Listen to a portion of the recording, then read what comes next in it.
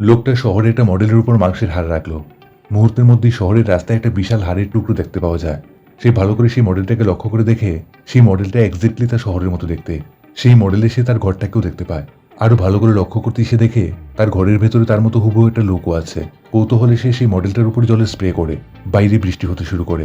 আরো কয়েকবার স্প্রে করতেই বৃষ্টি বাড়তে থাকে। জানালা দিয়ে তাকাতে সে অবাক হয়ে যায়। বৃষ্টি শুধু সেখানেই হচ্ছিল যেখানে সে স্প্রে করেছিল। বাকি শহর পুরো শুকনো ছিল। সে বুঝে গেছিল এই মডেলটা রিয়েল শহরের সাথে কানেক্টেড। পরের দিন একটা রেস্তোরাঁয় সবাই এই অদ্ভুত বৃষ্টির কথা বলছিল। রেস্তোরাঁর মালিক বলছিল এই বৃষ্টির জন্য তার অনেক ক্ষতি হয়ে গেছে। এটা শুনে ওই লোকটা ভাবলো সে তাকে সাহায্য করবে। রাতের বেলা সে একটা নেল পলিশ দিয়ে রেস্তোরাঁটাকে আবারও রং করে দেয়। পরদিন সেই রেস্তোরাঁটা একেবারে নতুনের মতো লাগছিল। রেস্তোরাঁর মালিক এতে খুশি হয়ে গেল। বাড়ি ফেরার সময় সে একজন বৃদ্ধ মহিলাকে নিচে পড়তে দেখে। কাছে যেতেই দেখে রাস্তায় বড় একটা গর্ত। মহিলা বলল এই গর্তটা 3 বছর ধরে এখানেই আছে। সবাই এই ব্যাপারে কমপ্লেন করেছে, কিন্তু শহরের মেয়র এই ব্যাপারে কোনো পদক্ষেপ নেয়নি। লোকটা রাতের বেলায় কমপ্লেন বক্সটা খুললো। প্রত্যেকটা চিঠি এক এক করে পড়লো। সে সিদ্ধান্ত নিল এক এক করে সব সমস্যার সমাধান করবে।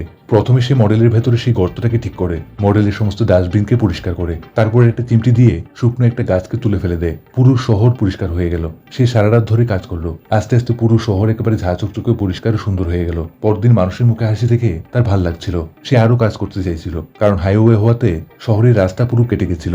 বাইরের কেউ এখানে আসতে চাইতো না। সে মডেলের এন্ট্রান্সে একটা বড় নিয়ন বোর্ড লাগিয়ে দেয়। হাইওয়ে দিয়ে যাওয়ার সময় মানুষজন এটা দেখে ওই শহরে আসতে শুরু করে। থেমে যাওয়া এই শহর যেন প্রাণ ফিরে পায়। নিস্তব্ধ রাত আবারও জমজমাট হয়ে ওঠে। সে তার কাজের জন্য প্রাউড ফিল করছিল, কিন্তু সে ভাবতেও পারেনি সেখানকার মানুষ তার এই কাজের ক্রেডিটটা অকর্মণ্য মেয়রকে দিয়ে দেবে। সেখানকার মানুষ আবারও তাকে ইলেকশনে জেতাবার প্ল্যান করে। ওই শহরের মেয়র নির্লজ্জের মতো সমস্ত প্রশংসা লুফে নেয়। এটা দেখে ওই লোকটা রেগে যায়। সে একটা পাথর দিয়ে মেয়রকে শিক্ষা দেওয়ার প্ল্যান করে। মেয়রের গাড়ির মধ্যে সেই পাথরটা ফেলে দেয়। সেই পাথরটা একটা উল্কার মতো মেয়রের গাড়ির উপর এসে পড়ে। পরদিন মেয়র এটা দেখে রেগে যায়নি, বরং সে বলল উল্কাপিণ্ডটা আরো অনেক টুরিস্ট এই শহরে ডেকে আনবে। মানুষ তার আরো প্রশংসা করতে শুরু করে।